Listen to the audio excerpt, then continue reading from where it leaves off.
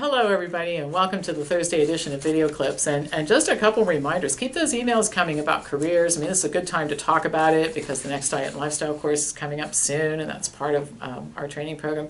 We have the equivalent of a dietetics degree here, the Nutrition Educator program. So if you're interested in doing something in this field, we need armies of people to do the kind of work that we're doing here. So contact me. Let's talk. pampopper@msn.com is my email. All right, one of the favorite diagnoses of alternative medicine is adrenal fatigue.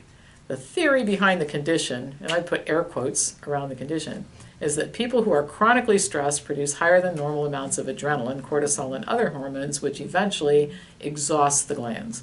Underperforming adrenals then cause a long list of vague symptoms that include food cravings, difficulty getting up in the morning, desire for salty foods, mild depression, sleep issues, a weak immune system, and reliance on caffeine to function. There are thousands of websites dedicated to adrenal fatigue, which is not surprising since almost any symptom that you can think of or experience at any time qualifies as a symptom of adrenal fatigue. One site, drlam.com, includes in the very long list of symptoms, symptoms like these: tendency to tremble when under pressure, feel better suddenly for a brief time after a meal, feel better when there's less stress, such as on vacation. You can see how that's a really distinctive trait that would indicate disease. Dr. Lamb states on his site that adrenal fatigue is not a medical condition recognized by traditional doctors. No kidding. Thankfully, this is the case. Medicine is plagued with enough problems without diagnosing people as sick because they feel better when they spend time on the beach. Come on.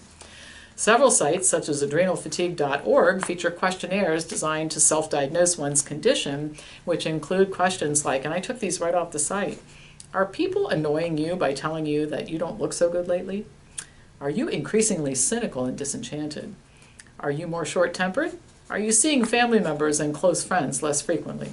Is joy elusive? And here's a really good one. Do you have very little to say to people? Well, obviously, I don't have adrenal fatigue. I've got something to say to everybody, right? I'm not kidding. You cannot make this stuff up.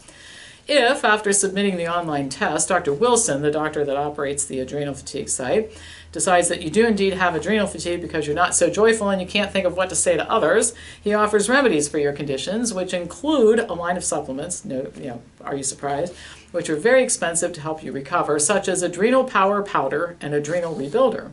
I must confess that I felt a little more joyful and had a sudden urge to call my friends just reading the descriptions of these products.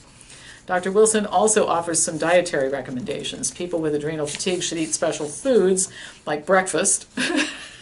Of course, if you don't have adrenal fatigue, you don't need to eat breakfast. And combine fat, protein, and carbohydrate at every meal. He says good quality protein from meat, fish, fowl, eggs, dairy, and various plant sources is recommended, along with adrenal recovery soup, which includes several vegetables, raw honey, paprika, and chicken broth.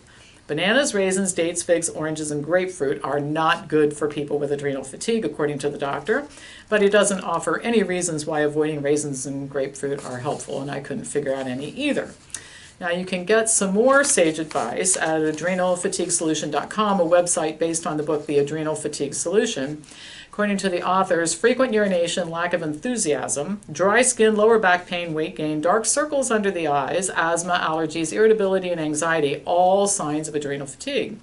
Adrenal fatigue recipes on this site include chicken liver skewers, chicken liver stir fry, these people do love their chicken liver, blueberry pancakes, and coconut flour brownies. According to this site, these dishes are helpful for regaining enthusiasm and getting rid of dark circles under the eyes. I mean, seriously.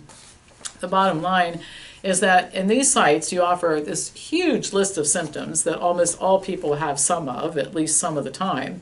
The charlatans are able to diagnose almost everyone with adrenal fatigue, which creates a ready market for useless tests, supplements, and often unhealthy dietary recommendations, including the copious ingestion of chicken liver, something or other, to resolve your condition. Now, just to be clear, the adrenal glands are located on the top of each kidney. They produce hormones such as cortisol, aldosterone, and adrenaline that help the body to regulate blood glucose levels, utilize protein and fat, and deal with stress. There are real adrenal disorders which are diagnosed by real doctors with real blood tests, simulation tests, and images. So, for example, Cushing's syndrome results from overproduction of cortisol or the use of corticosteroid drugs and can lead to diabetes, high blood pressure, and many other health conditions. Addison's disease is an autoimmune condition that results in inadequate cortisol production. Symptoms include fatigue, muscle weakness, and often weight loss. Some adrenal disorders result from disorders of other glands like the pituitary, which happens to be involved in regulating adrenal function. Many patients have had blood and other tests that failed to find anything wrong with the adrenal, pituitary, or other organs or glands. The alternative medicine community's answers to this is that blood and other diagnostic tests are not sensitive enough to detect small declines in hormone levels, which are responsible for the symptoms like not feeling joyful that I mentioned before. Now, to be fair, traditional doctors should be talking to their patients who are tired, overweight, and in pain about diet and lifestyle change, and they're not doing that. But this does not excuse the false diagnoses and ridiculous advice dispensed by alternative practitioners to people who are suffering from years of poor diet and lifestyle choices. There are many problems with this quackery, including spending sometimes huge amounts of money on alternative tests like hair analysis and special diets and supplements. But the biggest problem is that some of the symptoms attributed to adrenal fatigue, such as extreme fatigue, depression, and joint pain and breathing difficulties, may indicate the presence of serious diseases that are real, like diabetes, rheumatoid arthritis, and psychological distress.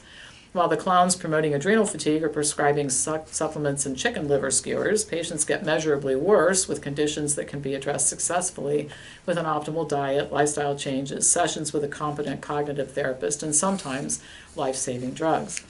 And I'll just finish by relating a funny story to you. I was doing a professional mentoring class for healthcare professionals. There were 12 people in this class. It was a teleconference class, 11 women and 1 man.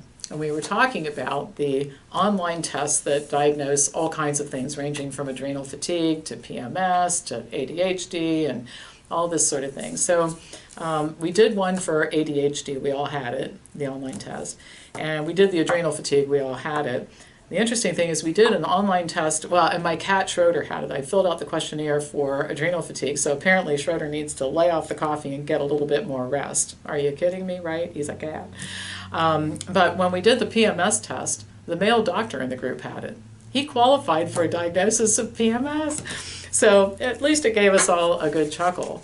The problem is that this is serious business in some healthcare offices. That's the problem. These people whose websites I'm quoting, they're not laughing. They're in all sincerity promoting this nonsense.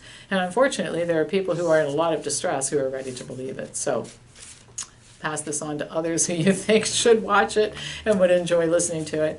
And I will be back to you on Tuesday with more news.